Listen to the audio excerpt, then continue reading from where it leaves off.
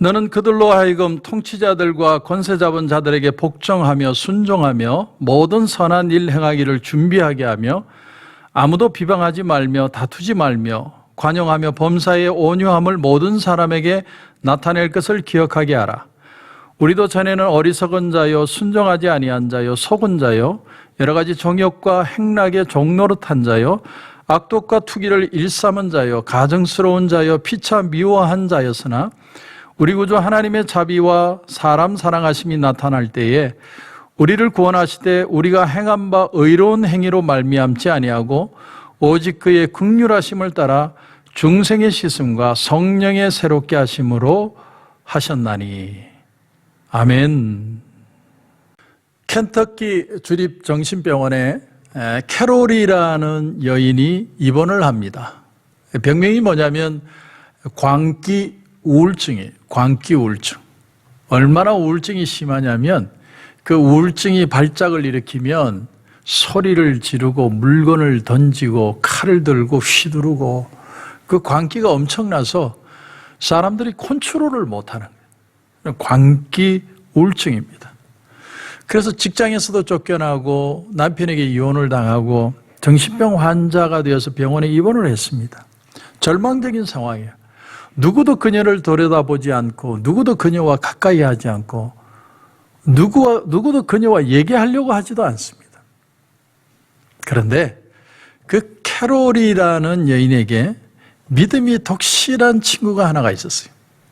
근데 이 친구가 일주일에 한 번씩 찾아와서 성경을 읽어주는 겁니다. 성경을. 그리고 예수님의 십자가를 붙들어라. 십자가를 붙들면 십자가의 능력이 너로 하여금 우울증에서 벗어나게 할 것이다. 그렇게 계속 기도해주고 가르쳐줍니다. 그렇게 계속 매주 나와서 그 친구가 얘기를 하지만 그때마다 캐롤은 완강하게 거부하고 그 친구에게 아주 부정적인 모습을 보이죠. 그런데도 이 친구는 계속 매주 찾아와서 주의 말씀을 복음을 전합니다. 그런데 서서히 캐롤의 마음이 열리기 시작합니다. 그러던 어느 부활절이었습니다. 부활절 날 이 캐롤을 찾아온 친구가 예수님께서 십자가에서 사망 권세를 이기고 부활하신 날이 바로 오늘이야. 너도 너의 그 우울증에서 예수님이 죽음을 이기고 부활하신 것처럼 너도 이기게 하실 수 있다. 친구가 그렇게 말해주고 그렇게 기도를 합니다. 그 부활절 아침에 캐롤은 그 순간 내가 이겼으니 너도 이길 수 있느니라. 하나님의 음성을 듣게 돼요. 하나님의 음성을 귀로 들은 게 아니라 가슴으로 들은 거죠. 그리고 이 캐롤이 자기 마음에 뭔가 모른 어떤 평안함, 그런 것이 찾아오는 것을 느낍니다. 그리고는 자기 마음에 외칩니다. 예수님만이 나를 구원할 수 있고 예수님이 십자가에 달려 죽으시고 죽음도 이기시고 부활하신 것처럼 주님 나도 이 우울증을 이겨내게 하여 주시옵소서. 그렇게 고백하고 하나님 앞에 기도를 합니다. 그런데 말로 다 할 수 없는 평안이 자기 마음속에 찾아옵니다. 입으로 시인했을 때, 고백했을 때 말로 할 수 없는 그 평안이 찾아오고 그 정세가 서서히 사라지고 결국은 우울증에서 자유함을 얻게 되었다는 얘기입니다. 여러분, 우리 성경에 나오는 사도 바울은 원래는 굉장히 난폭하고 잔인한 사람이었습니다. 어떤 사람이냐면 어느 정도였냐면 예수 믿는 사람을 쫓아가는데 언제까지 쫓아가냐면 잡힐 때까지 쫓아가는 거예요. 자, 다메섹 도상에서 해보다도 빛난 예수님을 만난 것도 그 예수 믿는 사람이 있다는 소식을 듣고 끝까지 쫓아가다가 주님께 잡힌 거죠. 그러니까 한번 포착이 되면 포기를 모르는 사람, 그 사람이 바로 사도 바울이죠. 그런데 그가 예수를 만난 뒤에 어떻게 바뀝니까? 정말 사력 있고 사랑이 넘치는 사람으로 바뀝니다. 그래서 고린도전서 13장 사랑장은 유명한 장이지 않습니까? 사랑은 언제나 오래 참고 long suffering 오래 마음에 고통하는 게 사랑이다. 그 사랑을 경험한 거예요. 하나님의 은혜를 통해서. 자, 오늘 본문 이 디도서는요, 이 그레데 섬이라는 한 섬을 배경으로 적힌 성경입니다. 근데 그레데 섬은 어떤 섬이냐면 한때는 그리스라는 나라의 맹주로 불릴 만큼 굉장히 그 섬이 발달한 섬이었습니다. 경제적으로든 정치적으로든 이 그리스 전체를 컨트롤할 만큼 굉장히 발전한 그런 섬이었어요. 그런데 이 섬이, 이 그레데라는 섬이 갑자기 몰락을 한 겁니다. 경제도 몰락하고 정치도 몰락하고 모든 것이 다 침체로 빠진 거예요. 마치 지금 그리스가 그렇게 발전해 가다가 갑자기 그리스 경제가 무너진 것처럼 그레데 섬이 하루아침에 그렇게 된 겁니다. 그러고 난 뒤에 사람들의 성품이 변한 거예요. 거짓말하고 사기치고 싸우고 다투고 이간질하고 게으르고 나태하고 사람들이요 갑자기 못 살게 되면 그런 성품으로 변한다는 거죠. 그런데 그 그레데 섬에 복음이 들어오기 시작합니다. 디도라는 한 사람을 통해서 복음이 들어왔는데 복음이 외쳐지니까 사람들이 변하기를 시작해요. 복음이라는 건요, 그래서 기쁜 소식인 거예요. 사람을 변화시키는 능력입니다. 아무리 게으르고 나태하고 아무리 세상이 포기한 사람도 복음을 맞이하면 사람은 변하게 된다는 거예요. 그게 바로 복음의 능력입니다. 그러면 그 사람들을 어떻게 이리도 변화시킬 수 있었느냐? 그것을 말하는 것이 바로 오늘 5절 말씀입니다. 여러분 5절을 보시면 우리를 구원하시되 우리가 행한 바 의로운 행위로 말미암지 아니하고 오직 그의 긍휼하심을 따라 중생의 씻음과 성령의 새롭게 하심으로 하셨나니 중생의 씻음과 성령의 새롭게 하심으로라고 표현을 합니다.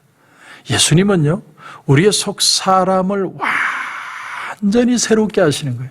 우리가 은혜의 능력을 경험하고 보혈의 능력을 입으면 진짜로 신사적인 사람이 되는 거예요. 속 사람이 달라지는 거예요. 겉사람이 달라지기 이전에 속 사람이 달라지는 거예요. 십자가가 병든 삶 전체를 바꾸는 거예요. 영적이든 정신적이든 육체적이든 어떤 병이든 다 새롭게 하는 거예요. 그게 십자가의 보혈의 능력이라는 겁니다. 귀신 들린 자도 자유하게 하고 하나님의 형상을 잃은 자를 회복하게 하시고 세상은 못해도 십자가의 능력은 우리를 새롭게 하시는 거예요. 이게 십자가 보혈의 능력입니다. 지금도 이 예배를 드리고 이 말씀을 듣는 여러분에게도 어떤 문제가 있고 어떤 고통이 있을지라도 예수 보혈의 능력은 여러분을 새롭게 하실 수 있습니다. 자, 여러분 오늘 1절도 보십시오. 1절도 보시면 너는 그들로 하여금 통치자들과 권세 잡은 자들에게 복종하며 순종하며 모든 선한 일 행하기를 준비하게 하며. 자, 여기 보니까 통치자들에게 복종하고 순종하라. 이 섬의 문제는 뭐예요? 복종과 순종이 없는 사회로 변했다는 거예요. 사람은 이상한 게 기독교 신앙이 없으면요 절대로 남 밑에 들어가려고 하지 않습니다. 왜? 이건 내 자존심이니까. 사람의 야성 때문에 사람의 원래 가진 성품은 절대로 다른 사람에게 고개를 숙이지 못하는 거예요. 이게 인간의 죄의 본성이라는 겁니다. 아웃 오브 아프리카라고 하는 옛날 영화가 있습니다. 그 영화를 보면 그 영화 속에 마사이족 얘기가 나오는데 이 마사이족은요 미래의 개념이 없답니다. 그래서 이 마사이족은 감옥에 갇히면 어떻게 하냐면 그대로 죽어버린대요. 왜? 미래에 내가 그 감옥에서 나온다는 걸 모르니까 그냥 감옥에 들어가면 죽어버린다는 거예요. 미래가 없습니다. 동물적인 야성을 가지고 사는 거예요. 구약 성경을 보면 야곱의 아들 이스마엘은 아브라함의 아들 이스마엘은 들나귀 같을 것이다라고 표현합니다. 들나귀는 어떻습니까? 길들여지지 않는 걸 표현하는 거죠. 이 세상 사람들이 다 그렇게 길들여지지 않는 삶을 산다는 거예요. 왜 어릴 때부터 아이들을 교육을 시키고 그렇게 철저하게 가르치려고 합니까? 길들여지지 않는 야성과 같은 이런 인간의 성품을 길들이기 위해서 교육을 시키는 거죠. 그런데 예수 믿는 사람들은 어떻습니까? 우리 속에 아직도 남아있고 잔재해 있고 변하지 않고 고질적이고 고집스러운 인간의 그런 모든 모습들이 예수 그리스도의 이름의 능력으로 바뀌는 역사가 일어나야 되는 것입니다. 그러니까 우리가 예수를 믿는다고 하는 건 예수님과 함께 옛사람이 십자가에 못 박혔다라는 걸 뜻하는 겁니다. 여러분, 예수를 믿으면요, 사람은 그래서 변하는 거예요. 확 변해서 완전히 퍼펙트 100% 다른 사람이 되는 건 아니에요. 사람은 변해도 또 옛날의 모습이 나오지만, 그러나 점점 우리가 하나님을 닮아가는 삶으로 바뀌어 가야 되는 거죠. 그것이 성령의 내주하시는 역사요, 그분이 일하시는 사역이죠. 그런데 우리는 예수 그리스도의 보혈의 피로 얼마든지 바뀔 수 있다라는 거예요. 왜 사람들이 반항하고 남 밑에 들어가기를 싫어하느냐? 나라는 존재 가치가 완전히 사라진다고 생각하기 때문에요. 나는 그래서 남 밑에 들어가기가 싫어요. 남 말 듣기를 싫어하는 거예요. 그러나 은혜를 받으면 어떤 현상이 일어나느냐? 내가 하나님 앞에 얼마나 귀한 존재인지를 다시 깨닫게 되는 겁니다. 나라는 인간이 정말 아무것도 아니고 이 세상에 쓸모없는 인생인 줄 알았는데, 하나님은 나를 너무 귀하게 여기시고 나라는 인생을 불러주시고 나를 위해 지금도 은혜를 주신다는 그 사실이 감격으로 다가오는 거예요. 그래서 사람의 성품이 변하는 겁니다. 자, 그러므로 오늘 2절을 보시면 좀 더 디테일한, 우리가 프랙티컬하게 이 세상 속에서 어떻게 살아가야 할지를 말하고 있습니다. 2절 보시면 아무도 비방하지 말며 다투지 말며 관용하며 범사의 온유함을 모든 사람에게 나타낼 것을 기억하게 하라. 이건 하나님의 백성들의 이미지가 이 세상에 너무나도 중요하다는 걸 말하고 있습니다. 우리 믿는 사람 한 사람의 행동을 보고 기독교 전체를 판단한다는 것입니다. 여러분, 이 시대는 브랜드의 시대죠. 브랜드. 신발을 하나를 사도 신발의 그 얼마나 신발이 튼튼하냐를 보고 사는 게 아니라 브랜드를 보고 삽니다. 이번에 저희 딸이 생일을 맞아가지고 친구들이 돈을 보태가지고 신발을 하나 사줬는데 신발이 세상에 400불이 넘어요. 그래서 무슨 신발이 그 금딱지를 붙였냐, 왜 그렇게 신발이 비싸냐 이렇게 물었더니 신발 하나는 100불도 안 하는 건데 그 브랜드가 제가 까먹었어요. 그 브랜드는 까먹었는데 그 브랜드 때문에 400불이 넘는데요. 이야, 그 신발 귀에서 어떻게 신고 다닐까 그런 생각을 했는데, 우리 그리스도인들도 그렇습니다. 우리는 하나님의 얼굴이에요. 하나님의 얼굴이라는 브랜드를 가지고 사는 거예요. 그래서 거기에 걸맞는 삶을 이 세상에서 살아가는 겁니다. 그리스도인들은 그리스도인다운 매력이 있어야 돼요. 뭔가 아름답고 밝고 기쁘고 즐겁고 행복하고 평안하고 그런 모습들이 우리 속에 느껴져야 되는 거예요. 왜? 하나님의 은혜가 있으니까, 성령이 우리와 함께 하시니까, 그리스도께서 주의 보혈의 능력으로 우리의 모든 죄를 다 씻겨주신 그 기쁨이 우리 속에 있기 때문에 그 모습이 우리의 얼굴에 드러날 수밖에 없다는 거예요. 그래서 다시 오늘 5절을 보시면 5절이 이렇게 되어 있습니다. 우리를 구원하시되 우리가 행한 바 의로운 행위로 말미암지 아니하고 오직 그의 긍휼하심을 따라 중생의 씻음과 성령의 새롭게 하심으로 하셨나니. 하나님은 우리의 의로운 행위로 말미암지 않으신다. 다시 말하면 우리의 경력이나 우리의 열심이나 우리의 노력을 조건으로 삼지 않는다는 거예요. 이런 걸 조건으로 삼는다면 우리는 너무 어려워요. 아주 오랫동안 끝까지 참고 인내하는 성격이 아니면 저 같은 성격은 힘들어서 못 살아요. 그런데 하나님의 백성이 되는 데는 아무 조건이 없습니다. 무조건 복음을 믿기만 하면 됩니다. 그렇다면 어떻게 하나님은 우리의 고장난 인생을 바꿔가시고 새롭게 하시고 성숙시켜 가시느냐? 오늘 아주 중요한 얘기가 나옵니다. 중생의 씻음과 성령의 새롭게 하십니다. 첫 번째로 나오는 게 예수님의 보혈은 우리 속에 있는 독소들을 다 씻어내는 역할을 해요. 주의 보혈 능력이 있도다. 주의 피 믿으오. 주의 보혈은 능력이 있어가지고 우리 속에 모든 독한 것들을 다 씻겨내는 능력이 있는 거예요. 그런데 씻김만 받으면 끝나는 거냐? 씻기고 난 뒤에는 그 속에 성령의 새롭게 하심이, 우리가 겉모양이 변하고 주의 보혈의 능력으로 깨끗해지고 변화되어서 기쁨의 모습으로 변하면 그거로 끝나는 거냐? 그걸로 끝나지 않아요. 우리는 그 속에 성령의 능력이 오셔서 계속 우리의 모습을 바꿔야 됩니다. 우리는 인간인지라 은혜 받을 때는 좋은데 은혜가 떨어지면 또 세상 걱정하고 염려하고 두려워하고 어쩔 줄 몰라. 제가 최근에 어떤 유튜브 방송을 보다가 참 마음이 참 씁쓸한 그런 내용을 봤습니다.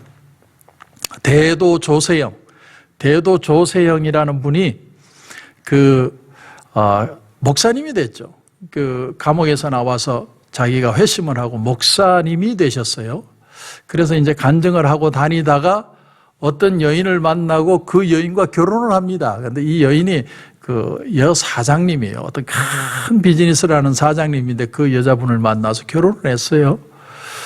그리고 이제 간증을 하며 사는데 그러다가 이분이 어떻게 해요? 일본에서 또 도둑질을 하죠. 자기 성품을 바꾸지 못해서 또 도둑질을 해서 또 형을 삽니다. 그리고 아이를 낳았어요. 그런데 그 여자분의 얘기예요. 이 남자 대도 조세형에 대한 얘기가 아니라 그 여자분의 얘기인데 그 여자분이 뭐가 됐느냐 하면 비구니가 됐다는 얘기를 유튜브 방송에서 본 거예요. 참 마음이 아팠습니다. 여러분, 사람이 하루아침에 바뀌진 않아요. 저는 대도 조세형이 목사가 아니라 우목사가 되어도 도둑질 할 수 있다라는 것을 저는 가능성이 있다고 생각해요. 왜? 사람의 이 죄성은 그런 거예요. 그렇지만 하루아침에 바뀌지 않지만 사람은 계속 바뀌어가는 모습이 있는 거죠. 그러나 그 여인에게 그런 바뀌어가는 모습을 보여주지 못했다는 거예요. 그게 너무 마음이 아파요. 그래서 그 여인이 사모가 될 사람이 비구니가 되었다는 얘기가 참 마음에 많이 씁쓸하게 저는 남았습니다. 어느 날 종교개혁자 마르틴 루터에게 한 성도가 찾아왔습니다. 그리고 이렇게 질문을 했어요. 목사님, 어떻게 하면 사단의 이 많은 시험을 이겨낼 수 있습니까? 그때 루터가 이런 말을 했다고 그래요. 나도 사단이 자주 와서 내 마음을 자꾸 두드린다네. 그리고 문을 열어달라고 소리를 친다네. 그럴 때마다 내가 나가는 게 아니라 내 마음의 주인이신 예수님이 나가서 문을 열어주신다네. 그러면 사단이 이렇게 물어본다네. 이 집 루터 집 맞죠? 그러면 예수님이 이렇게 대답을 한다네. 여기 루터가 사는 게 아니라 여기는 예수의 집이요. 그러면 이 사단이 놀래서 도망을 간다네. 참 우스개 같은 얘기지만 참 이 얘기 가운데 놀라운 진실이 숨겨져 있습니다. 우리는 이 세상을 우리 힘으로 사는 게 아니에요. 주의 보혈의 능력으로 깨끗하게 씻음을 받고 성령의 내주하시는 역사를 통해 하루하루 성화되어 가는 삶을 살아가야 됩니다. 성령 충만함이 아니면 우리는 이 세상을 믿음으로 살아갈 수가 없어요. 하루도 수십 번, 수백 번 우리의 마음에는 부정적이고 두려운 생각들이 찾아오면 사단이 끊임없이 우리 마음문을 두드리는 거예요. 자꾸 우리를 넘어뜨리려 하고 부정적으로 생각하게 하고 안 되게 하고 예수를 못 믿게 하고. 그러나 주의 보혈 능력이 있도다. 성령 충만함으로 주여 내가 이 모든 삶을 믿음으로 승리케 하옵소서. 이 믿음만이 승리할 수 있습니다. 그런 은혜가 저와 여러분 가운데 넘치시길 주님의 이름으로 축원합니다. 기도드리겠습니다. 하나님 은혜를 감사합니다. 예수 보혈의 씻음과 성령의 내주하심만으로만 우리가 참 그리스도인의 삶을 살 수 있다는 걸 이 디도서를 통해서 깨닫게 하심을 감사합니다. 그레데 섬은 아주 게으르고 나태하고 문제 많은 사람들만 살고 있었지만 복음이 들어감으로 그들의 삶이 변화되는 삶을 통해 복음만이 우리의 삶을 변화시킬 수 있다는 걸 깨닫게 하심을 감사합니다. 이 문제 많은 세상에 코로나 사태로 많은 걸 걱정하는 우리들 마음속에 다시 한번 성령 하나님 기쁨과 평안의 마음을 주시옵소서. 사망 권세를 깨뜨리고 부활하신 예수 보혈의 능력이 우리의 삶에도 나타나게 해 주시옵소서. 우리는 죽은 인생이 아니라 내가 죽고 내 속에 예수가 사는 인생을 살게 하셔서 다시 한번 능력과 기쁨과 감격의 삶이 될 수 있도록 하나님 축복하여 주시옵소서. 오늘 우리에게 귀한 은혜 주심을 감사하며 예수님의 이름으로 기도드립니다. 아멘.